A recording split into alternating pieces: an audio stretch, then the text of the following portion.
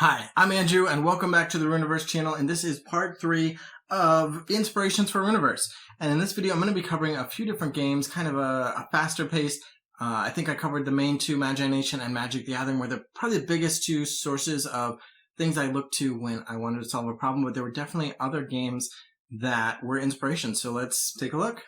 So Pokemon was definitely something that inspired me. Like I mentioned in the previous videos, Pokemon was the first trading card game that I played. It was the most exciting thing when I found out. I was in elementary school, or middle school rather. I remember I was in middle school and people started to play this video game on their Game Boy called Pokemon Red and Blue, and they loved it. And I wasn't that much into video games, but I never really liked this thing called Pokemon. And when I found out there was a trading card game called Pokemon, I was so excited, and I started to tell all my friends, and I couldn't believe that they were not as excited about an idea of playing a game with cards more than they were excited about playing a game on a little handheld video game system. To me, it was so obvious that a card game was so much more fun, especially when you could collect the different pieces and you could construct your own deck.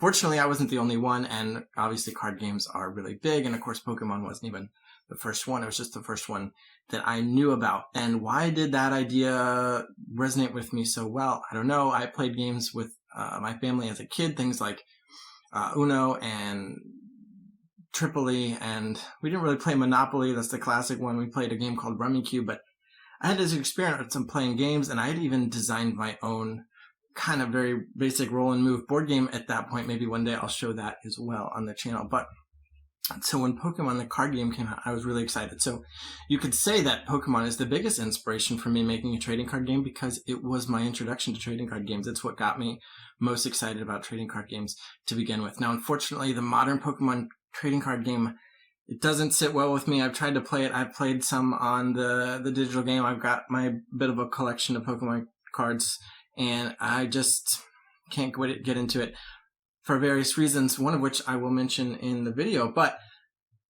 one thing I definitely really like is just the same as the Imagination, just the characters, the colorful creatures, and I love the look, the colorfulness of the cards, and the video games too. I did eventually get into the video games, and I have played them, but the monsters, the creatures, the look and feel of these unique critters and everything is definitely an inspiration for Rüniverse.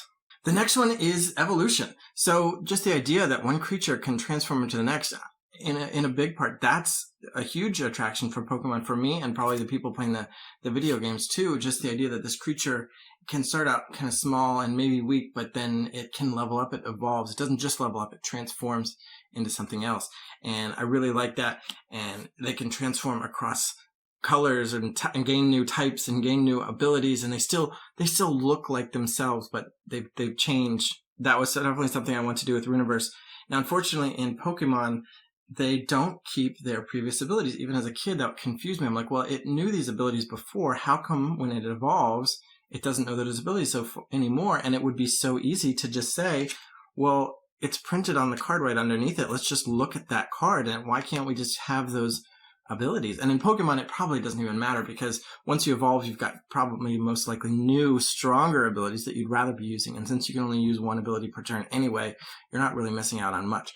But in Rüniverse, especially with some passive abilities, that was something I knew for a long time, that whatever game I made involved evolution, I was going to have those inherit. Now, inheritance of abilities has become more and more common. The new Digimon game, as of me making this video, it's pretty much brand new or not even out yet in a lot of places, and they've got inheritance. That's one of the things. When you digivolve, you keep the inheritable abilities of the previous forms, and Magic the Gathering even did it with their, was it Mutate? The Ixalan, not Ixalan.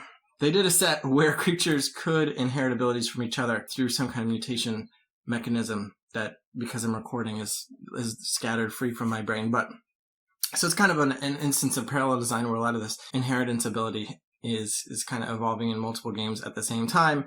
But Rüniverse wasn't necessarily inspired. I knew since I was a kid that I was going to want to do that differently from the way Pokemon did. And the last point I'll make about Pokemon is actually another opposite point, which is not that I was inspired by what Pokemon did, but by inspired to not do something that Pokemon did, which is all the shuffling. just every turn, people are shuffling multiple times per turn. Shuffle, search, shuffle, draw a card, shuffle, draw another card, shuffle, search, shuffle. So much shuffling in that game. And shuffling's okay. I do have shuffling in Rüniverse with the Dream deck. You've got to shuffle that multiple times per game, but it's a small deck. It's just easier than having to shuffle your full deck, search it, shuffle it, search it, shuffle it. In terms of the card effects in the main deck, I definitely avoided any kind of effect that involved shuffling. Pokemon is a huge culprit. Of course, Magic the Gathering does it with the search effects, the tutors, and all kinds of games do it. But I wanted to avoid it as much as I could for the main deck in Rüniverse. Shuffle that deck once at the beginning of the game and you should be set. So the next game I want to mention is Keyforge. There were a few things from Keyforge that I definitely liked and wanted to copy. Keyforge is one of my favorite new games. It's a couple years old now. I'm really looking forward to the next set coming out in February, and I just really enjoyed pretty much everything about the game. I love how colorful it is. It doesn't have the exact like colorful creature vibe of Imagination and Pokemon, but I do love the art style. I love the unique deck system and just a lot of stuff. But in terms of what I copied for Rüniverse, one of the key features was, well, I mean, I guess the obvious one is just the idea of the unique deck. So in Keyforge, every deck is unique. You buy a deck, you can't change it. The deck list is fixed. It even comes with a card that says, hey, this is your deck list. And it has a unique name. Mine is Monofox, Spawn of Ghost Reaper. And it comes with cards that have that name printed on it. You can't even change a card because it says it and it's on the card back. So it's really cool, and obviously I wasn't going to be able to do that for Rüniverse. This is kind of a proprietary system. It involves fancy digital printing. But printing on the Game Crafter with the randomized booster packs, what could I do? So what I decided, that's how I came up with the booster deck format idea, which is that it's kind of just like a classic, kind of the original Magic the Gathering trading card game system, which is you get a pack of cards, and that's your deck. Now, in Keyforge, you then can't change it. In Magic, it was assumed at the time, because TCGs hadn't been invented yet, that people wouldn't buy that many cards. So you'd buy a few packs, and that would be your collection. Maybe you trade, maybe you ante with people, and your collection changes over time, but you're not adding a ton of cards to your collection. And so the idea of what Magic was supposed to be is pretty much what Keyforge is now. And of course, it's Richard Garfield who did both games, and he kind of was like, well, Magic didn't work the way I wanted. Of course, I'm sure he's happy with Magic and how it turned out. There are a lot of things that did what he wanted. But in terms of people having small collections to work with, having that small, limited feel, that very like league-style play of small collections among a player group did not carry over into modern Magic. Now people buy the exact cards they need from tcgplayer.com, and they have the exact cards they need. Everyone posts their deck lists online and copies it. And Keyforge is like, no, you can't do that. Play with this deck. This doesn't matter how big your collection is. A deck is a deck is a deck. And so that's where I did the Rüniverse booster deck format. You buy a booster deck. It's got 18 cards. It is assembled in such a way that it can be shuffled with 12 mages of that facet, and that is a deck. So it doesn't have the strict no changing your deck rules of Keyforge, because I can't print the cards like that. But in terms of just, hey, here's a deck, play with it, you can buy a 2-player starter set, and you're going to get 2 booster decks, one for each of the 2 facets printed on the box, and those are going to be your 2 decks. And in a lot of ways, what Richard Garfield thought Magic was going to be, as a homemade trading card game, print on demand from the Game Crafter, that's what I expect Rüniverse is going to be. People aren't going to have big collections, at least at first. Maybe the game blows up. Maybe I get the same big problem that Magic the Gathering had. But for now, people are going to have small collections. So if you buy 1 pack or 1 starter set, you're going to have just enough to build 1 deck, which is pretty much what Keyforge is. So the booster deck format is the Keyforge format. It's the original Magic format. It's the small collection, limited feel, where you buy a deck, you buy a pack, you have a deck. And then if you do want a big collection, but you want to keep playing this limited, sealed feeling, you can just buy another pack and shuffle that with your mages, and now that's your deck. So that's a bit of a tangent on my whole booster deck format, but definitely Keyforge was an inspiration for the idea that, hey, people can buy a pack and they have a deck. So let's move on and do the next point about Keyforge, which is just the idea of no off-turn decisions. In Keyforge, you're going to do a bunch of stuff, and I love the feeling of having a handful of cards. You look at the whole board, and it's your puzzle, because your opponent can't stop you. In most games, every action you take, you've got to worry about how's my opponent going to respond to that. And some players love that, and I'm not saying it's a bad thing, but for me, I really like the Keyforge feel, and then what I try to imitate as much as possible in Rüniverse, the same feel where when it's your turn, it's your puzzle. You can solve it how you want. You can look at what's in your hand. Now, there are going to be some moments of surprise depending on what you do. They're a card for the turn. It might be a gift. If you attack your opponent and break their bond, they might hit a gift and interrupt your plans. They might have set a trap for you. They might have a trap. If you attack into it, pop, that secret's going to come up and interrupt you that way. But in general, you can play around some of these unknowns and build your puzzle, play your turn the way you want to optimize it. And that feeling of being able to just optimize a turn somewhat freely without worrying about your opponent's counterspell or how are they going to respond or how are they going to block. All that is great and very strategic and interactive, but it detracts from the feeling of just the puzzle solving experience, which some maybe would argue is not great for a two-player game. Maybe a puzzle is better for a solo game or a cooperative game, but I like it. I like the two-player games where we get to take turns puzzling and see who puzzles out their turns better. And the last thing about Keyforge that I will mention is kind of a simple one, which is just the solution of summoning sickness in Magic and a lot of games. The creature you play it, you can't attack that turn. Some games just let you play a card and attack right away. And I did try that in Rüniverse for a while, but it has a problem of just creatures being too powerful. The turns can be too swingy because you get to puzzle out your turn, but you don't get enough of a chance to know what your opponent's going to be up to.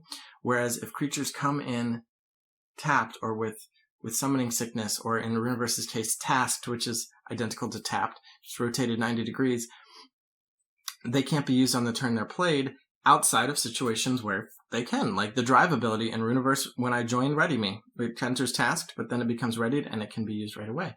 So you definitely have exceptions to this, but the same thing Keyforge does, which is creatures come in exhausted, and you're not going to ready them until the end of your turn. And that's the other pivotal thing, is readying at the end of your turn. Now, why is that important? Well, if your opponent taps your creature on their turn, then when it comes back to you, that creature's still tasked or exhausted. And that system is so clean and smooth. It feels really good. In Magic, there are a lot of cards that say, oh, tap it. It doesn't untap during its next untap step. Well, now you have to remember that, right? But in Keyforge and Rüniverse, if I enter tasked, I end my turn and untask, and then you task it on your turn. Well, now during my turn, it's tasked. Easy. It won't task until the end of my turn. It's a very straightforward system. I went back and forth a few times for a few different reasons, and there's definitely card flow issues, and what are the attack patterns like, and are we, do I really have to untap at the end, or are we going to do it at the beginning of the turn? All of that changed, and for various reasons, but I'm really happy that I was able to make it work and end up back at this point where I started, which is, let's just have creatures enter tasked, just like Keyforge, and we're going to untask at the end of the turn. It's very smooth, and I'm very happy with it. So the next game that was inspiration is Cardfight Vanguard. So this game has a trigger system that I really like. There are different, some parts of the game I enjoy, some of the parts I really don't like. One of the things I wish I liked more was, I guess, just the theme of the game. It doesn't feel like a thematic game to play. It's so structured in that you have these 3 rows, or 2 rows, whatever, columns and rows, and 6 units, and you've got your Vanguard that changes form for some reason. And I like the game to some degree, but I have these qualms, and the theme is definitely one of them. I really like the show. I like watching, a show about people playing a trading card game. I enjoy that. So I'm not trying to disparage the game, but there are some things I don't like it for, it just on that level. But the trigger system is definitely something I knew I was going to want, because I wanted those moments of excitement in the game. And like I mentioned in the previous video, talking about miracles in Magic, I knew I wanted the damage triggers, and I knew I was going to want some other form of trigger. And that's how I kind of ended up with the miracle. And that, again, you can see that in the Magic the Gathering video. But triggers in Cardfight Vanguard, when you make an attack, you reveal a card, and if it has a trigger on it, then you get to perform that effect, and you're going to get extra power, and that can change the way an attack unfolds, and I really like that. Unfortunately, I don't really have attack triggers in Rüniverse. I wish I could have that feeling in attacks, but in Vanguard, you only make 1 attack with your Vanguard each turn in general, so having 1 drive check per turn makes sense. In Rüniverse, wasn't really room for that particular thing, so I couldn't fit that in. But I knew I was going to want to have heal triggers, and Another thing is just the Cardfight Vanguard has this damage system, and they're kind of integrated, at least in terms of performing a damage check and checking for triggers when you take damage. So those two elements are paired, which could actually talk about that as another inspiration for Rüniverse, was just the damage system in general, right? Some games you start with some health amount. In Imagination, your Magi has a certain amount of energy. When they run out and they don't have any creatures in play with energy, they're defeated. You got to move on to the next Magi. And a lot of games have this life system, and a lot of games do the same thing Vanguard does, which is you've got this certain number of, shields or damage cards or whatever, whether you're adding cards or removing cards. Like Pokemon has the prizes, you start with 6 and you take away, and Vanguard you start with none and you build up to 6. But using cards to count is a pretty good system. So when I knew I wanted to have the mages, I knew the mages were going to be the ones getting attacked rather than you as a player having some nebulous life total. I knew I wanted the mages to be attacked. And at some point, the mages could be killed, and then if you run out of mages, that's how you lose. But that was a very snowbally effect, because think of the Magic analogy again. If your lands are attacked directly, and then that destroys them, then you lose resources to be able to play cards, and it's not a very good feeling. But at some point, I'm like, okay, well, let's take the same 6 damage that you get in Vanguard, and let's just divide that across the 3 mages that you're going to get in Rüniverse, and that system worked pretty well. And then again, that damage system is tied to the trigger system, which means when you take a damage, you get to check it and see if it is a trigger, or in Rüniverse's case, a gift. And again, it's inverted. In Pokemon, you start with 6 and then you draw as a prize. In Vanguard, you start with none and then you take damage to build up to 6. And in Rüniverse, you start with 6, but unlike Pokemon, you actually lose them as you take damage. So it's kind of this third little space, but in all cases, we're dealing with 6 damage points, essentially. And so that's kind of a conversation about Cardfight Vanguard and how the trigger system and became gifts, and how the damage system paralleled to the bonds. So the last game I want to cover for this video that I would say is really one of the inspirations is Hearthstone. And I don't have any Hearthstone cards on me to show you, but it's kind of weird to say Hearthstone because there's so many things about Hearthstone I don't like, and I'm not going to try to turn this into a Hearthstone smashing video. But there is one element that I copied from Hearthstone as much as I could, even though not quite, and then one thing that I actively pushed away from. So the thing that I definitely wanted to do from the beginning, I knew I wanted to let players discover cards, and for a long time the dream mechanism in Rüniverse was called discovery. So I knew I wanted to have discovering from the beginning of the design, because I really like the idea that just random cards come up and you get to pick which one you're going to use that turn. Now, does that work in a physical game? I thought, well, I can see the problems, but I'm going to make it work. And I tried a lot of different methods and it just doesn't work. And somehow I ended up with the Dream deck, which I'm pretty happy with, but it's not quite what I originally wanted it to be. And if I could make it exactly like Hearthstone's Discovery, I would, which is just, 3 random cards pop up and that's what you get. But instead, in Rüniverse, you get to build your 10-card dream deck, and when you dream, you're going to get up to 3 cards as options, and you can play all of them or none of them that turn, but it's kind of just free extra cards that you can get over the course of the game. Each mage gets to do a dream delve one time, and then of course additional card effects can let you dream delve extra times or give you extra dream effects to get more cards. And again, it's modeled after Hearthstone's Discovery, which I really like. It lets each game feel a little bit different. Like here's the deck I brought, but here's some other cards that, I didn't necessarily bring, but they're still going to be added into the game. I think that adds a lot of fun, and if I could do it better, force people to have 100-card dream decks, I would, but I don't think that's reasonable. So you get to build your deck, your Discovery deck, essentially, but the dream deck in Rüniverse. And the thing that Hearthstone does that isn't even unique to Hearthstone, also, Cardfight Vanguard, which I just mentioned, they do it as well, which is that they have these factions that don't mix. You pick your faction at the beginning of the game, and I remember the moment I played Hearthstone the first time it came out. I loved World of Warcraft. I was excited about this digital trading card game. It's like, okay, what class do you want to build a deck for? And I picked Druid because that's the coolest one. And then all these tabs of cards that were on the deck building screen just disappeared. And I was like, well, wait a minute. I just picked a class. Why did all my deck building options disappear? And that feeling of just you have this whole world of this whole TCG, this whole set of cards that you can build a deck with, and then you pick a class and, 60%, 70% of them are gone. like a terrible feeling for me. I want to see different cards combined together in different ways. I don't want to be playing with this extremely limited card pool just because I picked a particular class. So I knew I didn't want to have to do that in Rüniverse. And so with 8 factions, how do we mix them? I already talked about that in the previous episodes, but the idea of not being able to mix classes or factions or whatever you want to call them is not my type of game. So there you go. There's a look at 4 more of the biggest inspirations for Rüniverse. That's the end of part 3 of this series. And in part 4, I'm actually going to be talking about no games. It's going to be, well, that's not true. I'm sure I'll talk about games, but it'll be ideas that I feel were pretty unique to Rüniverse that I made for the game rather than pulling them from somewhere else.